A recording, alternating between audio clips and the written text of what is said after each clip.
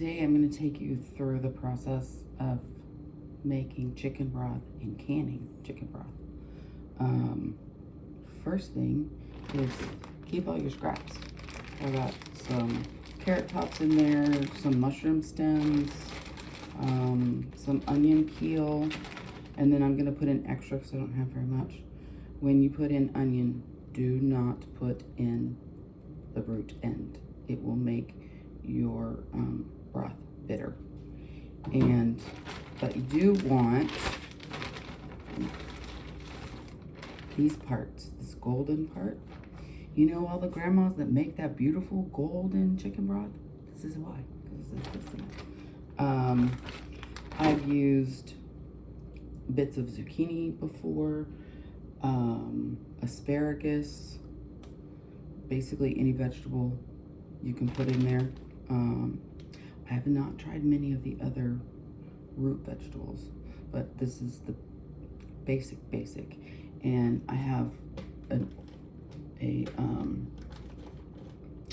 chicken bones or carcass, not sure how much is in there,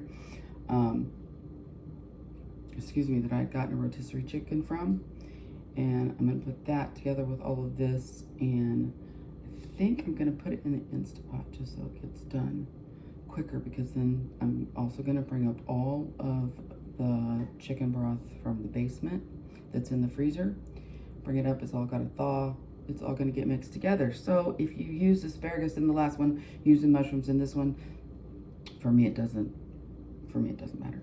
And I will keep some that I have in little quart bags in the freezer. So let me get that set up. Okay. I have all the chicken parts. And they are frozen, it doesn't matter. In there they go. Oh yeah, don't want that in there because I'm not baking the chicken. And then we're gonna take all of our root vegetables, our leftovers, stems, carrot tops, get all those. Come on. All those over there in the pot. And then I am gonna add a few extra carrots and celery and onions. And some of these are just old. They're just old. So we're just gonna toss them in there. And I'm just gonna cut a chunk of celery. I like celery for flavoring. I'm not a celery fan. And those are Vidalia onions. So I'm gonna add in some yellow onion in there. And I'm gonna fill it up with water, and I'll probably put one of the chicken broth cubes in there. And you can always season afterwards. So I ran to the store to get some apple cider vinegar, and you just kind of go glug, glug, glug. I'm also gonna add some of these spinach stems. Now remember, it's gonna look like a lot because I'm just gonna cut all of them here. Well, not the metal part, but remember, this is gonna be added to the great big, it's probably 8 or 10 gallon bucket that's almost full.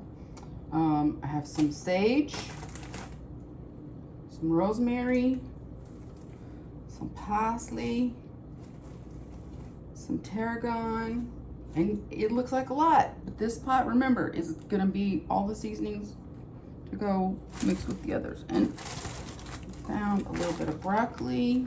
I had 2 veggie bags going in the freezer. Broccoli stems, broccoli leaves, we're gonna put that in there. And did I say that apple cider vinegar helps pull the nutrients out of the bones? Good. And if I decide that I want, I would put in whole garlic. I put in the chopped garlic. I would put in more onions, but I forgot to get onions at the store. It was not on my list, so it's getting humid. My onion powder's starting to dry. There's some onion. And you can always reseason at the end. And I actually have a mix of poultry seasonings. which I usually add. There we go. And then Thursday or Friday, when it goes back off, this will probably go till tomorrow. I'll just put the lid on it, let it slow cook. I'll let it cool down and put it in to the refrigerator too and wait until it cools down. We're gonna add this one to the other 7 or 8 gallons, whatever I have. All of my jars are washed, my pressure cooker's out. Just a little too hot to do that today. So, if you have any questions about broth, let me know, put them in the comments. Big change of plans, because of the weather. It was supposed to be high of 85, 87 today, and they've changed it. As far as I'm concerned, the heat wave is already here. It's 91, feels like 94 with 64% humidity. So, all this chicken broth that I got out that's frozen, I'm gonna put it in the refrigerator, let it thaw in the refrigerator. It should take several days. And then after the heat wave, we'll take care of that. I still do have the broth cooking in the crock pot, but if I wanted to, I could put it out in the sunroom. So anyway, my stuff I got because it's cold food.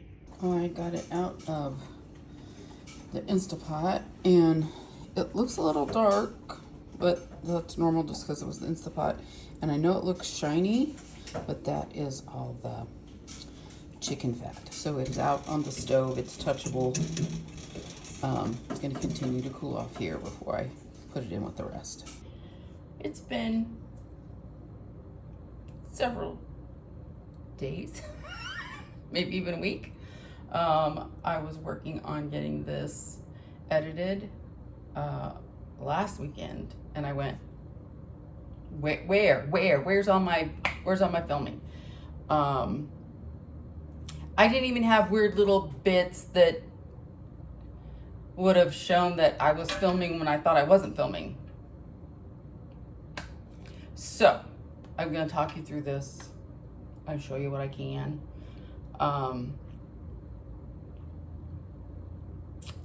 We're gonna hot pack, and if you want more details about hot packing, go back to the hot pack cherries. It's all the same except we're gonna use the pressure canner. So we would have had the chicken broth in here, hot jars in here. This jar's empty, hot. We're gonna bring it over here. I'm gonna show you, but don't hold it. Don't do it this way. You're gonna set it down. But you know, you're gonna put this thing on it, and you're gonna take your ladle the chicken broth in. Make sure and leave 1 inch of head space. Don't go past there. If it just barely touches that, you're done. This comes out. You have to clean the top. One thing that's really important is, I guess I can put that down. Use white vinegar and clean the top, because your chicken broth is going to have fat in it, and fat will make the seal impossible. So if you use vinegar, I'm a little OCD about this part. I usually go around at least twice, and sometimes I forget and I do it again. But it's better to have it clean before, and you know that your lids are going to be hot. They go on. You want to get it down to where you can't do it. You don't want to crank it. You just want to get it to where it can go like that. And then after you've taken them all out, filled them all up, you put them all back in here. It's really weird. I can fit 6 in my water canner, and I can only fit 5 in here. So this goes down. You have 5 in there. I have my canner do double duty. It's already got hot water in it because it's got the jar's hot. Okay, so it's not like you're gonna have to wait an hour. Then we're going to, however many you can fit, make sure that they're not touching. There has to be able to get water all the way around all of them. And if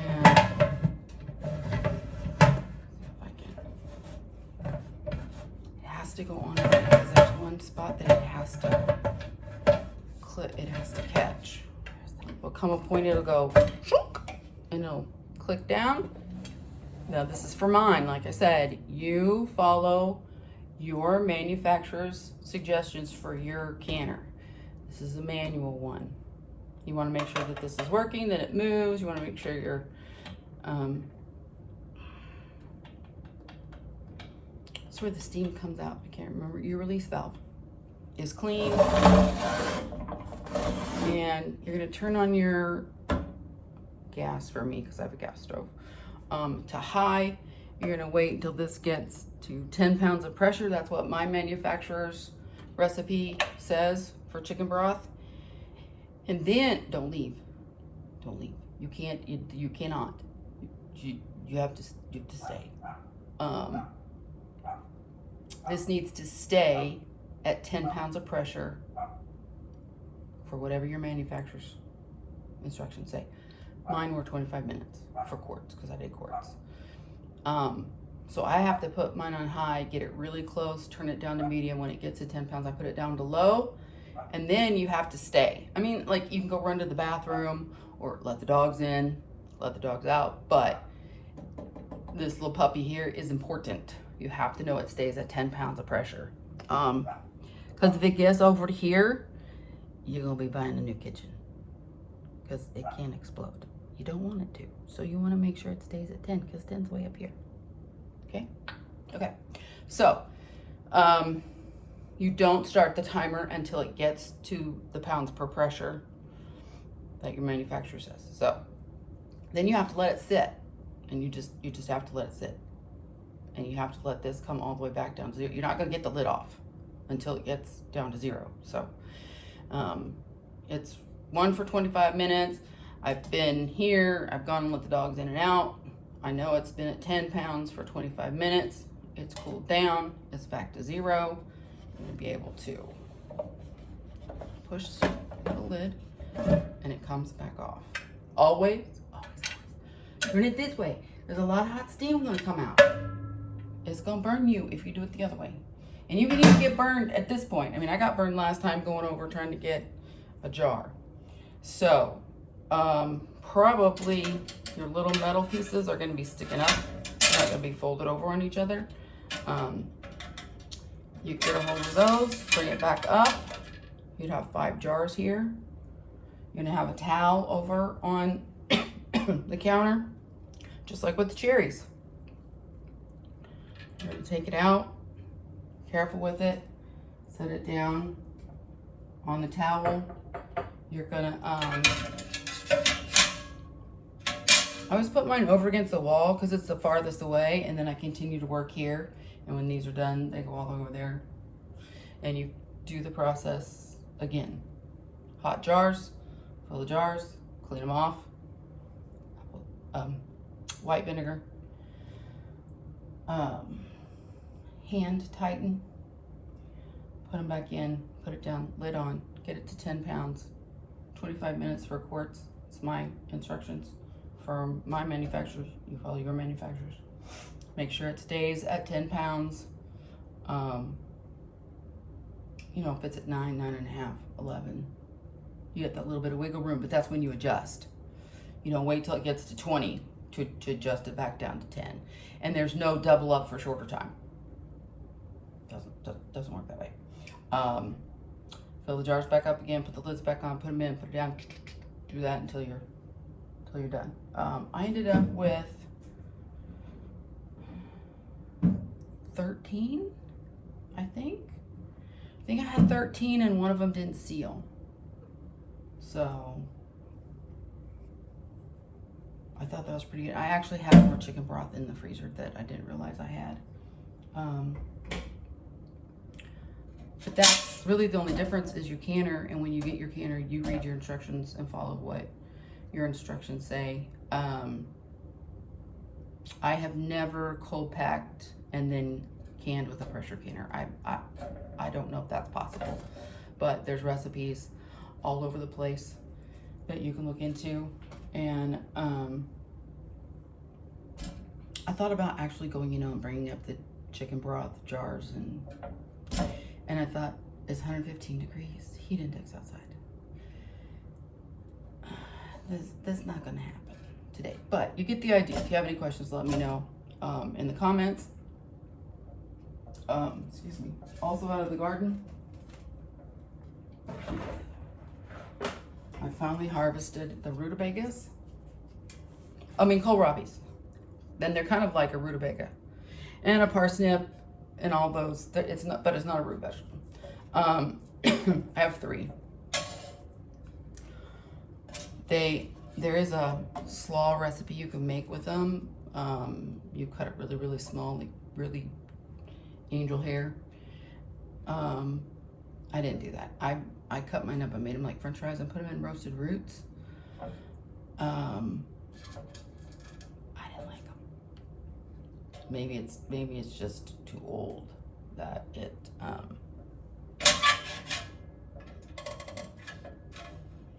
just has more of it's between a radish and an onion. That kind of sour. Gosh, they're all falling off. We're just gonna give him a little haircut while we're here. So I don't know what I'm gonna do with these 2, this one and the other one, because I know if I make them into something, I'm not gonna eat it. If anybody's in the Overland, Missouri area and wants a kohlrabi, let me know in the comments. And also, let me know what all are you guys getting out of your garden this time of year. What zone are you in? What are you canning? You water canning, pressure canning, cold pack, or hot pack? Because I'm not an expert canner. I'm not a master canner. As you know, I'm learning as I go too. But one other thing. Probably a lot of you are thinking, oh my gosh, that's a lot of money to buy all that equipment and all those jars and all those lids.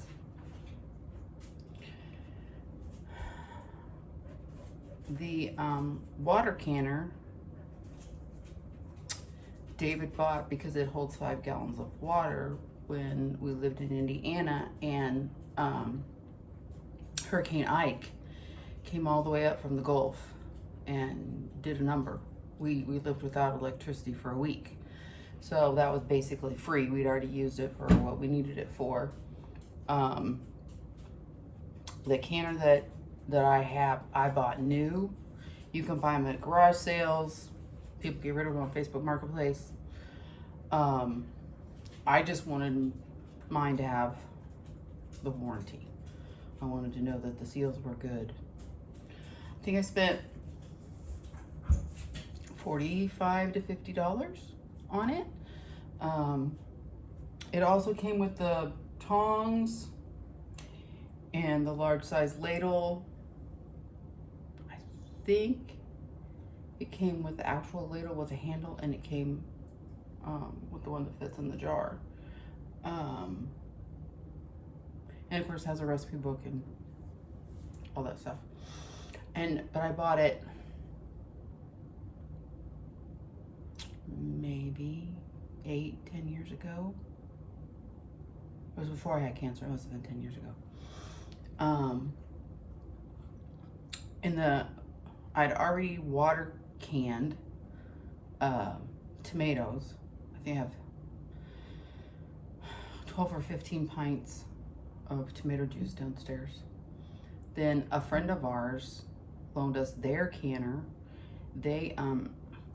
He must have worked for a grocery store, because he would get these huge amounts of potatoes or carrots or broccoli, and because the store says, we're not going to take those, and they're basically going to throw them in the trash. So I've canned potatoes, which was with a pressure canner, and carrots with a pressure canner. And then I'm like, okay, you know, it was almost like the one I got. I'm like, okay, I can handle this. So I bought that one and learned about keeping the scraps in the freezer. If you want to make vegetable broth, just don't add in the chicken parts. If you want to make beef broth, just add in beef bones. I guess you can make fish broth. I haven't ever done that. So the first time I used my pressure canner and made chicken broth, I canned 17 quarts. And like we've talked before, I used all scrap vegetables, maybe a little bit of spices out of the cabinet. I used a chicken carcasses that were already done and we'd already eaten the meat. So that was free. And it was the cost of the water, a little bit of spices, you know, just takes some time. 17 quarts. If I went in, they're probably like $2. So 30.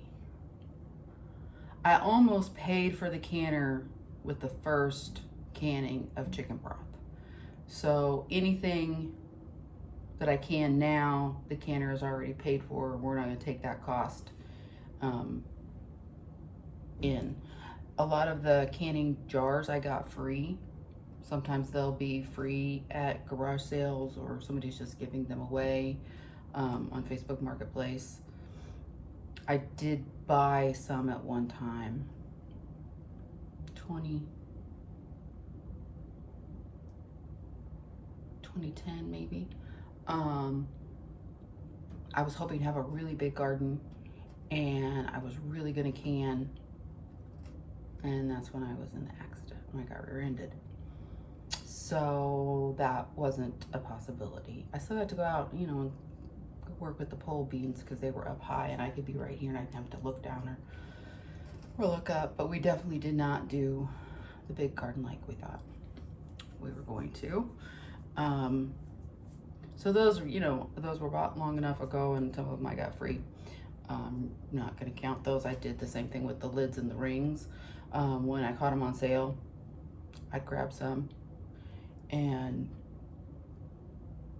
so if you went out and bought everything brand new and you were just gonna can one batch of chicken broth, it's probably not worth it. But if it's something you want to do on a regular basis and you want to learn how to can other things, because you want to know how much salt is in what you're feeding your family, you want to know what spices are in what you're feeding your family, which is really important for Manda. We have to be really careful. She can have powdered onion powder, but she can't have onions. And there's a lot of spices. If something just has spices in it, she can't have it because she doesn't know what exactly it is and whether it's gonna hurt her or not. So for us, it was worth the effort. I don't know how much a canner is today. If you have any questions, drop them in the comments and I'll get back to you. If I don't know the answer, I'll find out for you. We can learn together. And again, remember, you are blessed to be a blessing. And as Manda says, you are the magic.